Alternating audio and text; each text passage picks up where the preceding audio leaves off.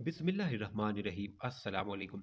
एक खुशबाश नौजवान बस्ता कमर पर बांधे फुटपाथ पर चल रहा था कि अचानक एक नागहानी अवतार ने उसे आ लिया।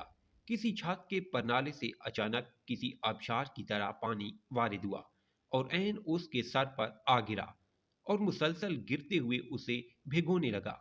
इससे पहले कि मेरे मुंह से हंसी का फवारा बुलंद होता, उस नौजवान ने अजीब हरकत की।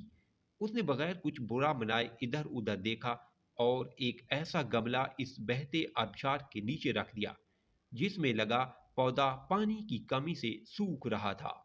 नौजवान आगे बढ़ा तो उसकी नजर एक ठेले वाली अम्मा पर पड़ी जिससे अपना ठेला फुटपाथ पर नहीं चढ़ रहा था।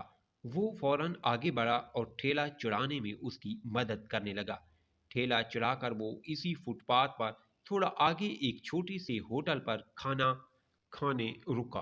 अभी उसका खाना आया ही था कि एक कुत्ता आ गया और उसके पास बैठ गया। उसने कुछ खाना कुत्ते के आगे डाल दिया। मेरी दिलचस्पी बढ़ गई। खाना खाकर वो उठा तो मैं उसके पीछे चल पड़ा। एक जगह एक भिखारन अपनी बेटी के साथ बैठी भीख मांग रही थी। वो वहां रुका तो मैं भी एक ऐनक फरोश के पास रुक गया। उसने अपना पर्स खोला और कुछ पैसे उस भिखारन की बेटी को दे दिए। ऐनक फरोश ने ये देखकर बुरा सा मुंह बनाया और कहने लगा, ये शख्स पागल है, सारे पैसे इसी तरह लुटा देता है। इस नौजवान ने जरा आगे जाकर केले खरीदे और चल पड़ा। फिर एक इमारत में मुड़ा और एक दरवाजे के हैंडल से केले लटकाए और जल्दी से दरवाजा बजाकर भाग गया। मैं छुपकर देखने लगा कि देखें क्या होता है। थोड़ी देर में दरवाजा खुला और एक 80-85 साल की बुढ़िया जिसके दांत कब के झड़ चुके थे बाहर निकली, केले उतारे और अल्लाह ताला का शुक्र अदा करने लगी। न जाने किस फरिश्ते को उसने गैबी इमदाद पर मामूर कर रखा है।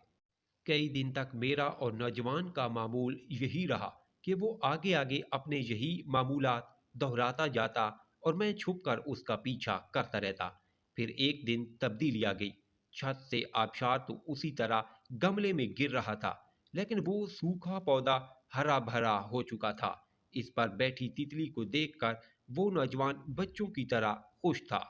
मामूल के मुताबिक आगे बढ़े तो ठेले वाली बुढ़िया को मैंने उस नौजवान का मुंतजिर पाया और जैसे ही वो नजर आया, बुढ़िया उसे दुआएं देने लगी। आज कुत्ते ने खाना खाने के बाद भी उस नौजवान का साथ नहीं छोड़ा था और इसके पीछे पीछे चल दिया था। हम आंख मिचोली खेलते उस भिखारन के पास पहुंचे। उस नौजवान के साथ मैं भी परेशान हो गया क्योंकि वहां वो छोटी बच्ची नजर नहीं आ रही थी।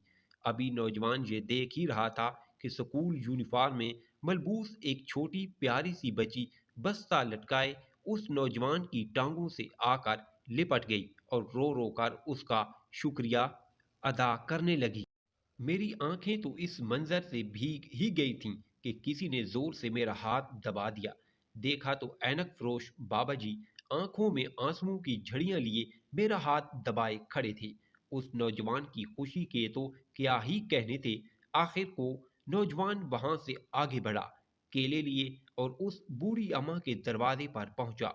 अभी केले लटका कर दरवाजा बजाने ही वाला था कि दरवाजा एक झटके से खुला और वो बूढ़ी अम्मा पोपले मुंह पर उदास आंखों में खुशी की एक गहरी चमक लिए खड़ी थी। फिर उसने नौजवान को गले से लगा लिया और मैं आंखों में आंसू लिए यही सोचता रह गया कि बेचैनी और हकीकी खुशी में बस खिदमत खल्क का फासला है।